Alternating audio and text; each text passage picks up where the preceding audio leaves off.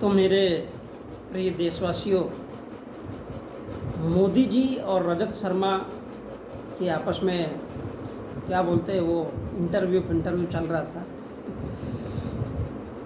तो मोदी जी बोल रहे हैं कि पाकिस्तान के लोग परेशान हैं, मैं जानता हूँ, उनकी परेशानी का कारण मैं हूँ, मैं ये भी जानता हूँ, लेकिन दुख इस बात का है मेरे देश का एक व्यक्ति, एक जिम्मेदार व्यक्ति, पार्टी का व्यक्ति ये कहता है कि कसाब को यानी कसाब ने हमारे देशवासियों को नहीं मारा था, हमारे देशवासियों ने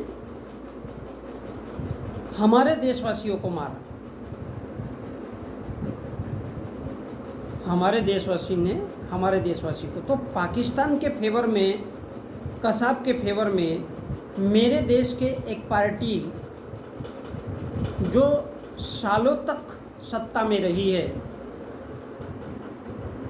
जब 26/11 हुई तब वो पावर में थे, और उनकी तरफ से जब ये बयान आ जाए कि ये कोई पाकिस्तान के लोगों ने आतंकवाद नहीं किया, हिंदुस्तान के लोगों ने किया था, तब जाकर के माथा शर्म से झुक जाता है। यह सोचने लायक बात है। अब लंबे समय से तो कांग्रेस सत्ता में रही है। 1951-52 में जब भी चुनाव हुए, तो कांग्रेस हो या बीजेपी हो,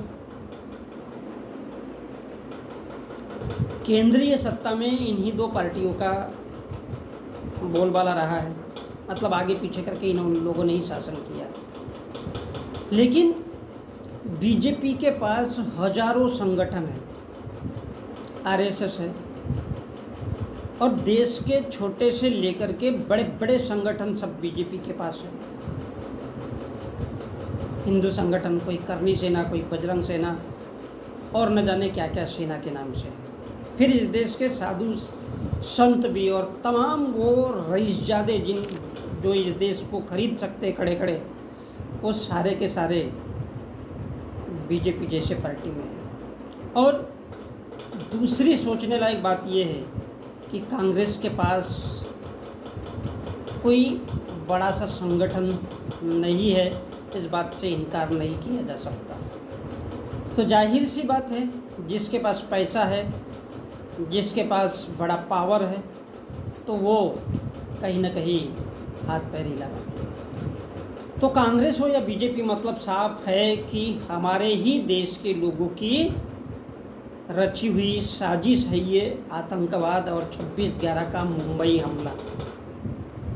ऐसा मैं नहीं, मोदी जी बोल रहे, अकॉर्डिंग टू मोदी जी।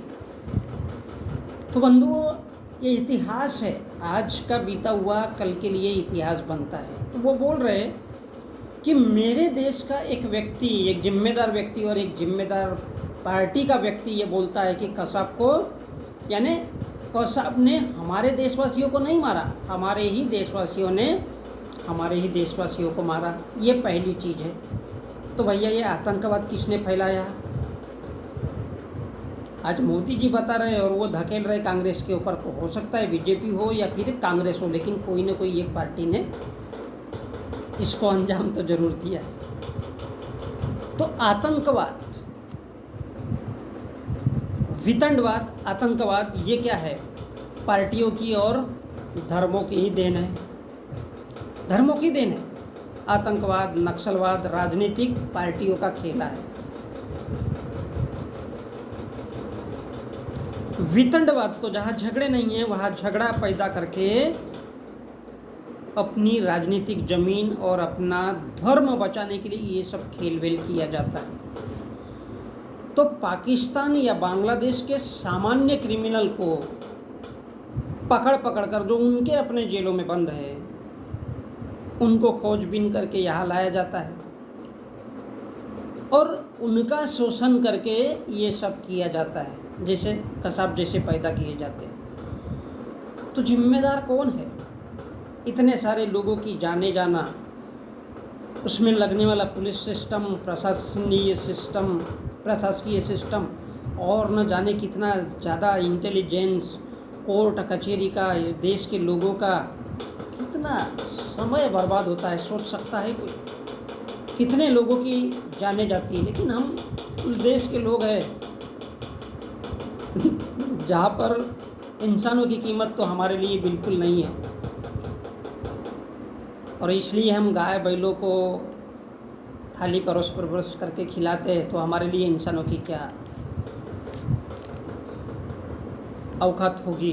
और इसलिए मोदी जी ने कहा कि ये भारत के लोग हैं, तो जाहिर सी बात है कि भैया ये जो खेला है ये किसने फैलाया? भारत के लोगों ने। तो कई प्रधानमंत्रियों की हत्या हमारे देश में जो हुई है,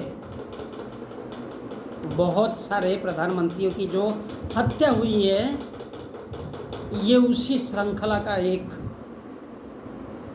कड़ी बोलो, हिस्सा बोलो, वो है। अब वो पार्टी कांग्रेस हो या बीजेपी हो, आई डोंट नो, लेकिन ये तो वही करेगा जो धर्म की बात करता है, जो राष्ट्रवाद की बात करता है, क्योंकि जिसको सबसे ज़्यादा इस चीज़ में फ़ायदा मिलेगा वो उस चीज़ की बात करता है। तो बंधुओं, ये बात यहीं पे ख़त्म हो जाती है। मेरा कहने का तात्पर्य इतना सा है कि ये वो पार्टियां ही है जो आतंकवाद को पैदा करती है। ऐसा मैं नहीं, ये मोदी जी बोल रहे हैं कि कसाब ने हमारे देशवासियों को नहीं मारा, हमारे देश के लोगों ने अपनी राजनीतिक जमीन सेकने के लिए, अपना धर्म मजबूत करने के लिए इस 26/11 के वितंड को, आतंकवाद को जन्म दिया था।